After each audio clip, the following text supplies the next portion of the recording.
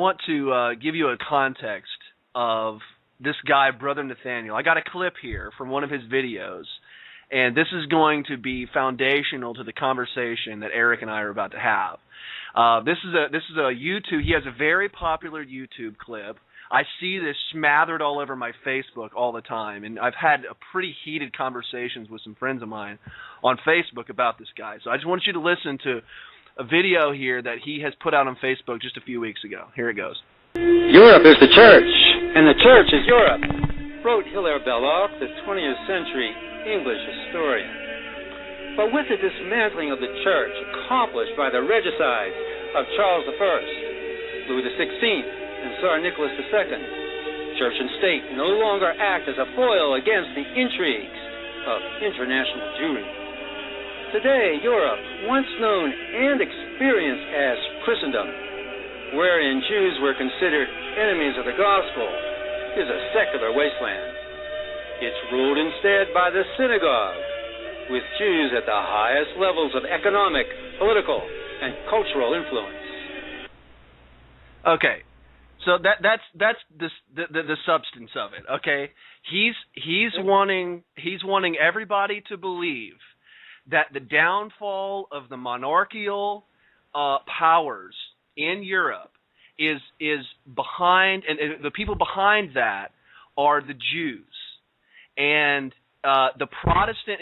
What you get when you start talking to these people, you start digging into their thought process, is that behind the rise of the Jews is the Protestant Reformation.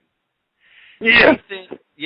The Protestant Reformation is what is the platform upon which the Jews have risen to power in the West.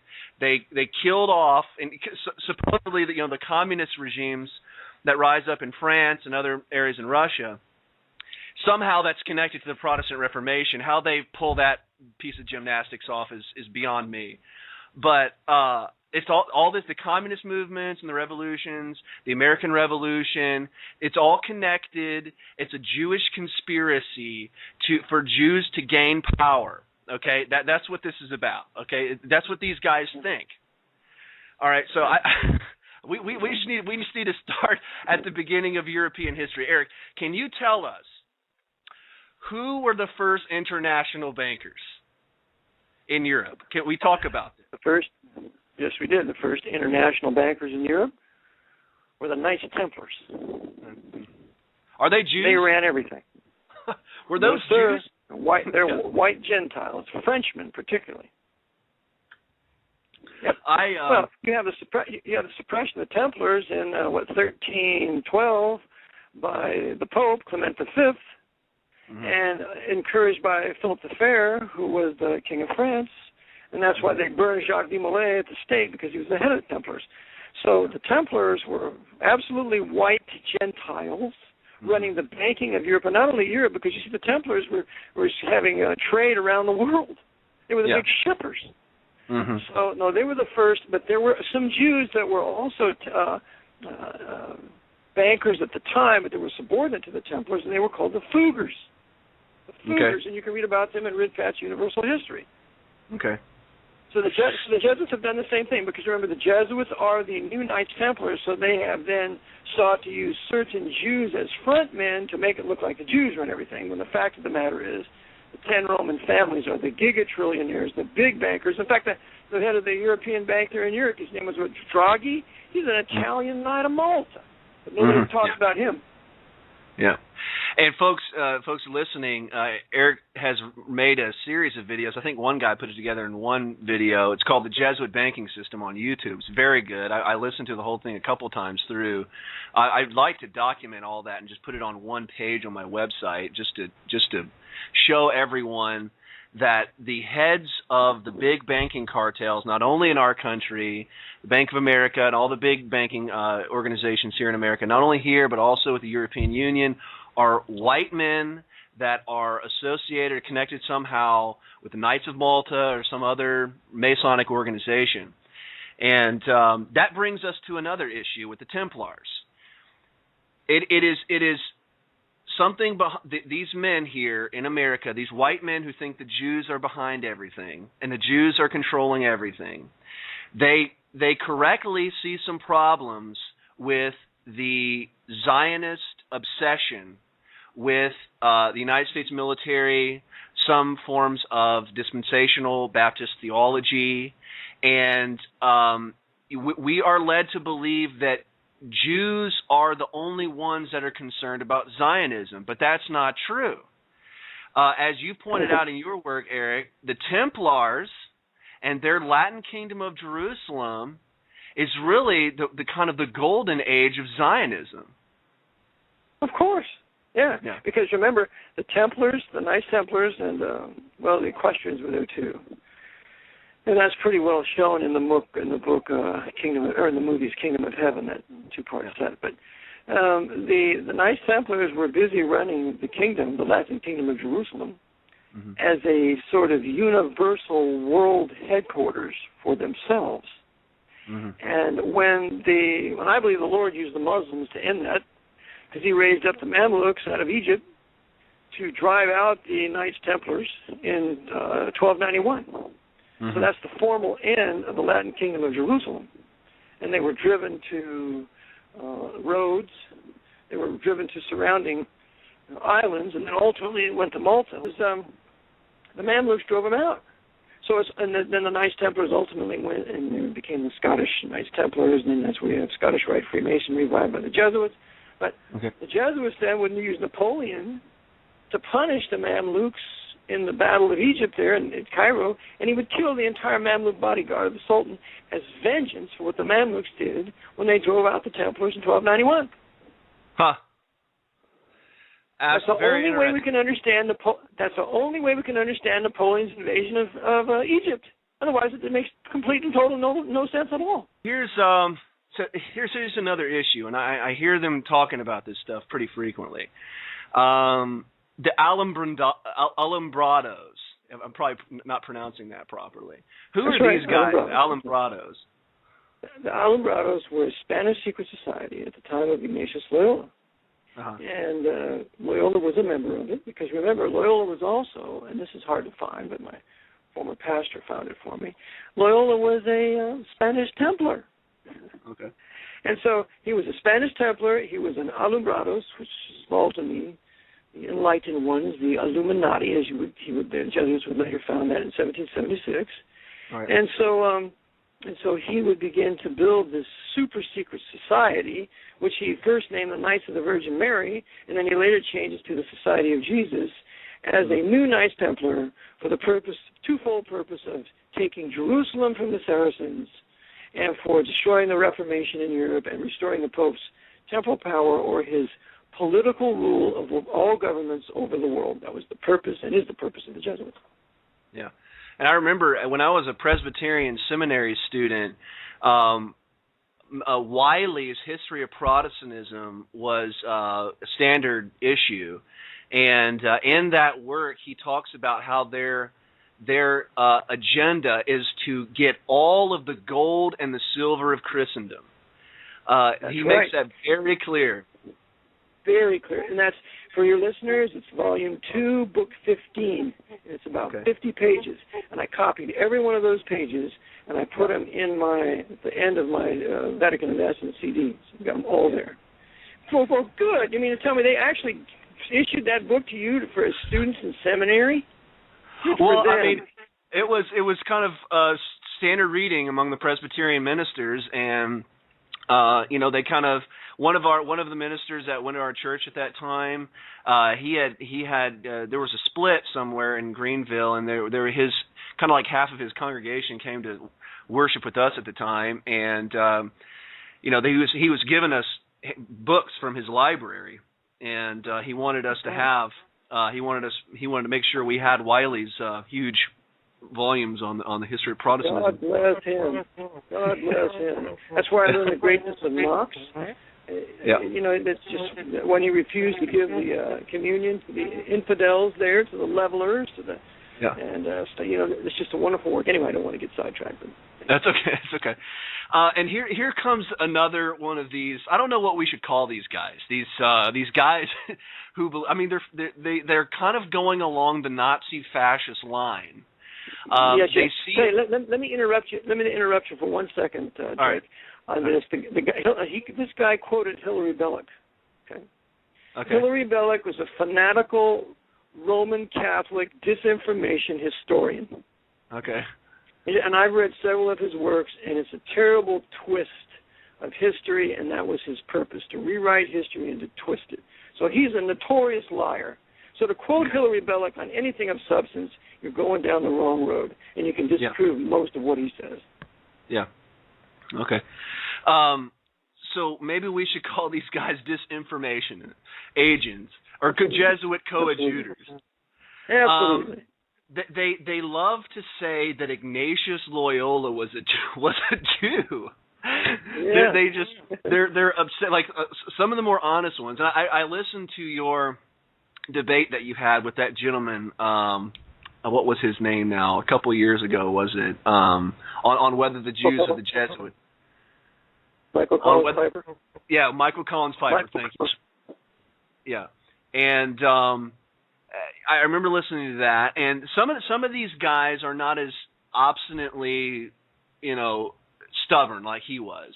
They'll actually look at the history of this, and they'll admit the Jesuits are huge players in the New World Order. And so in order to make it fit their theory, they have to make Ignatius Loyola a Jew. Sure. Every standard work that I've read on this man, on biography that I've read, says that he was a Spanish man. He was from a Basque noble family. He was not a Jew, and he actually stated in one of his works he wished he was a Jew. What do you know of any sources that claim that Ignatius Loyola was a Jew, or at least an ethnic Jew? No, not one. And I'll tell you that this is another lie of the Jesuits, because you see, once people start to catch on that the Jesuits are ruling everything, then the only military response to that is they can't disprove it. Yeah. There was military response to say, well, he's a Jew, and the Jews run the Jesuits, and therefore I told you the Jews run everything. But they will do this in the face of the facts that Loyola was number one, a Spanish nobleman of the House of Loyola. Yeah. He was a military warrior. He was a Spanish Templar. He was of noble blood, and he hated the Jews, according to Boyd Barrett. And Boyd Barrett was a Jesuit for many years. He left the order. He came to know the Lord. He was never saved. But he wrote a book, 2 books.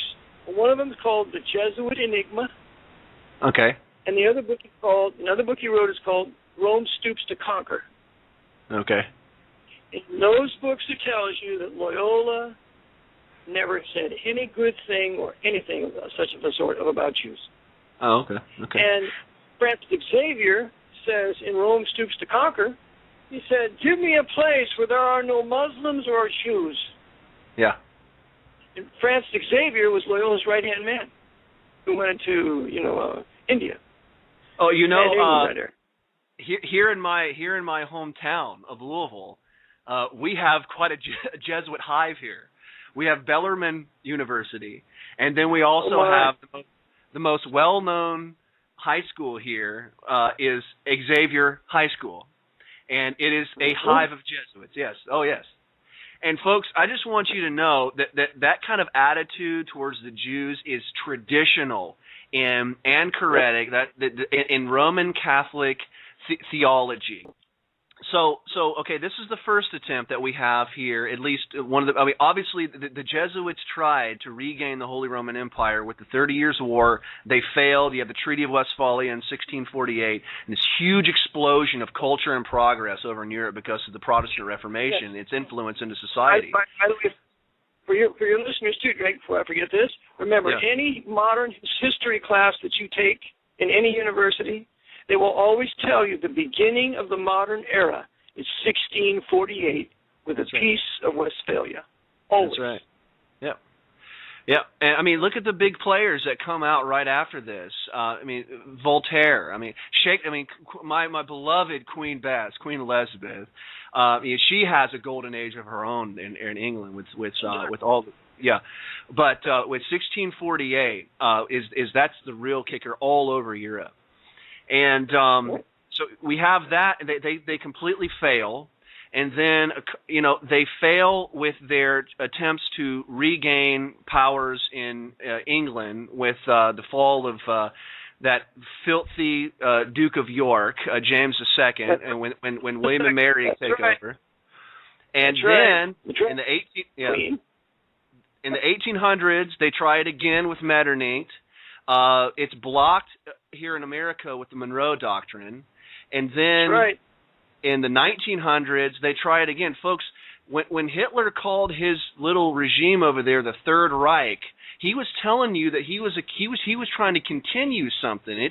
You can go on Wikipedia and read this. The Third Reich was a revitalization of the Holy Roman Empire. This is not a conspiracy theory, folks. This is standard history. All right, so what? And furthermore, Drake, remember when his invasion of Russia? What does he call it? Operation Barbarossa. Oh, okay. Who's Barbarossa? He's the German crusader of the Third Crusade. Oh, wow. Wow. Yeah, absolutely. That's huge. Huge. Yeah. So what we are here involved with now here in the 20th century. I want you to know this, listener. And I know I probably got some of you Jesuit coadjutors, and I don't want to be too derogatory with you, because you're my brother. Some of you guys are in the Sons of Confederate Veterans.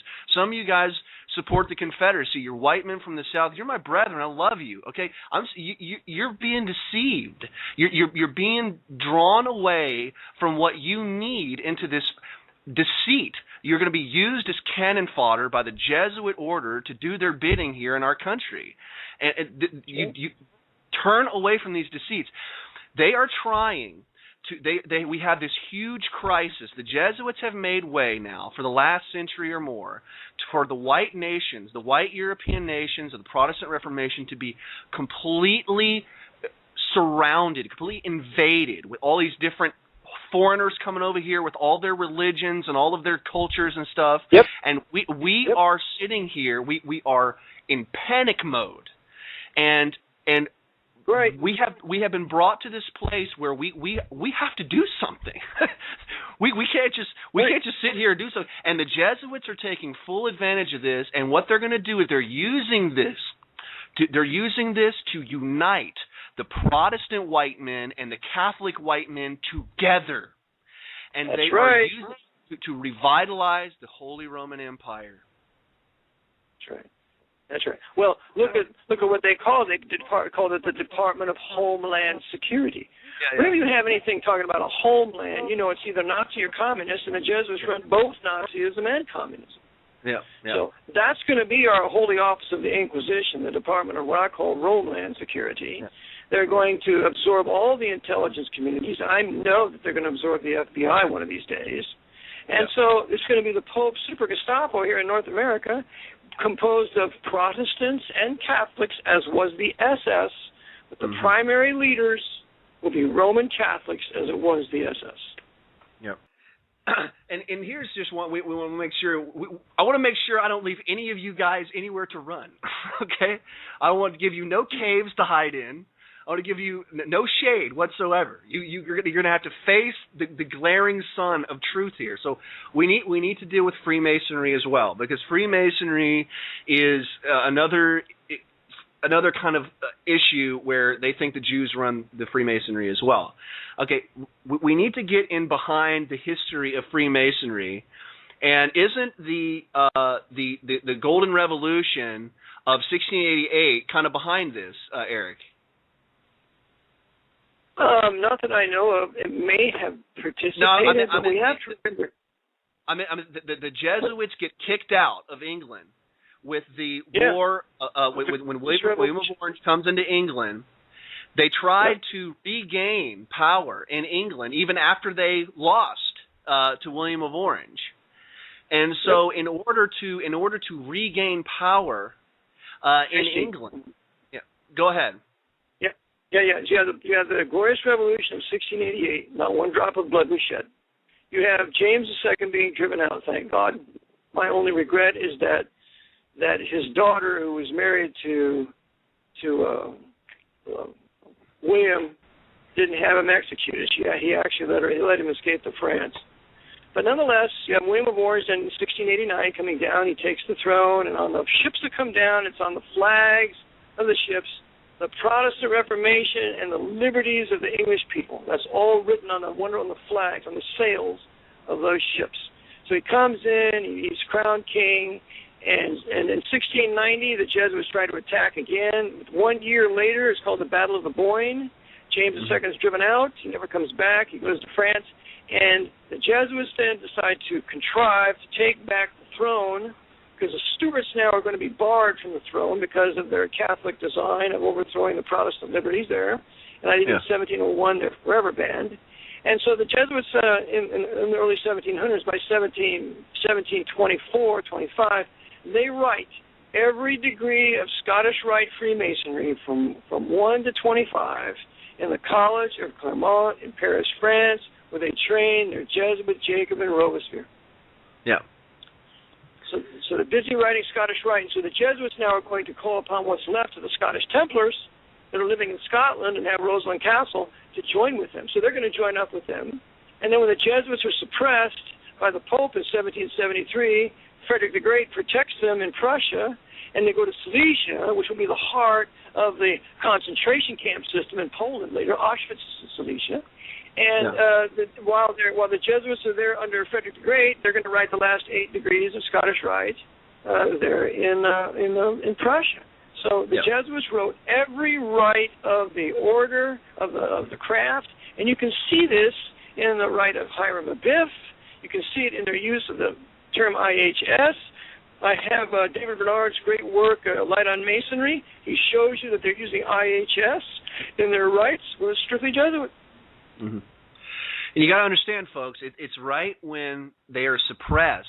That's when the big esoteric group starts to be created, the Illuminati. And who do we have as the creator of the Illuminati? Not a Jew, a professional Roman Catholic named Adam Weishaupt. He wasn't just a Catholic layman or something who just liked some philosophy. He was a professional. He was a professor of canon law. Okay, and he was Jesuit trained. That's right. And he models the Illuminati after the Jesuit order. There's 4 degrees. There's 4 degrees of the Illuminists. There's 4 degrees in the Jesuits generally. Yeah. And when they take their 4th vow, the 4th vow, that's the bloody oath of the Jesuits. Yeah. So, folks, the Masonic Lodge, I'm very familiar with the Templar Rite. I did a huge presentation when I was in college on Freemasonry. It was such a blast. It wasn't even like doing homework. And I did my section on the Templar Rite and the Scottish Freemasonry. I can't remember. Do they have an order? Is there a Knights of Malta order within Freemasonry as well? Is there like a degree? That's one of their rites. Mm-hmm. Yeah. So we have within the Masonic Lodge. And it's Templarism. Freemasonry is just Templarism, folks. It's just a revivalism. Albert Pike says that very thing in his Morals and Dogma. Yeah. It's Templarism. Yep. These are all the major points of contention. Okay, who were the first international bankers? Were they Jews or were they white Catholics? White Catholics. Who were the first, the originators of Zionism, this huge movement towards regaining of, it was really the Latin Kingdom of Jerusalem. That was what it was called. Was it Jews behind that, or was it white Catholics? White Catholics. Who is behind all of the Jewish fury literature that you have being fomented, being popularized in Nazi Germany? The Roman Catholic theologians, Justin Martyr, John Chrysostom. Who do we have behind the Protestant Reformation? It's not Jews. Jews had nothing whatsoever to do with the furthering of the Protestant Reformation. Who do we have? By the way, these same people, Drake, tell you that Knox was a Jew. That's another ridiculous. Yes, they'll tell you Knox was a Jew. Yeah. It's unbelievable. It's crazy. right. And one of the reasons, I think it was in the bull, the Dominus Ac Redemptor Noster, was one of the reasons the Jesuits were suppressed was because they had mastered the art of class warfare. They had, yes. So they were causing class warfare between the orders in the Catholic Church. Yes. Yeah. That's why the Dominican Inquisition. They took the Inquisition from the Jesuits, who were suppressed, and the Jesuits' vengeance on the Dominicans was several thousands of them in France, cutting off their testicles and letting them die in the streets. That's what the Jacobins did. Wow. Yeah, I remember watching a recent movie on Robespierre, and they never say it, but they make mention of this of going back to the monastery to talk to these guys at the monastery. They never say their names in the movie. It's this recent French movie on Robespierre. It's pretty fascinating. They never actually mention the guy. It's probably Abbé Says they're talking about. But all right, so who are the masters of class warfare? The Jews or the Jesuits? The Jesuits. Okay, who are the men? What was the driving influence behind the Civil War? Was it Jews? No. It was the Roman Catholic, Holy Roman Empire representative. His name was Prince von Metternich. There's three major documents or three major events you want to look at. You want to look at the Treaty of Verona, the Council of Vienna, and the Cherry Council. Okay? And Charles Sumner... Go ahead. Council of Vienna is 1814, 1815. Then you have the Secret Treaty of Verona, 1822. Then you have the Monroe Doctrine of 1823. And then you have the secret treaty, the overhearing of what the Jesuit general was talking with their assistants. You have that in 1825. Yeah. Okay. So that is what is behind our invasion down here, my southern brethren. Okay. And who was behind? Who was behind the uncivil rights legislation? One of the main players on he was one of the main guys on the committee was a man named Theodore Hesborough. Okay, you need to look into him. The other guy who is behind the theology and the thinking of Martin Luther King, a Jesuit named John Lafarge Jr. Who created communism? The Jesuits, not the Jews. Who created racial liberation theology? The Jesuits. Ignatius Loyola was not a Jew. Ignatius Loyola was a Spanish Roman Catholic. He was not a Jew. He was and who is behind Freemasonry? Very clearly, it's the Templarism of the Roman Catholic Church and the revived Templars, the Jesuit order. Okay, we've left you nowhere to run, my friend. We left you nowhere to go.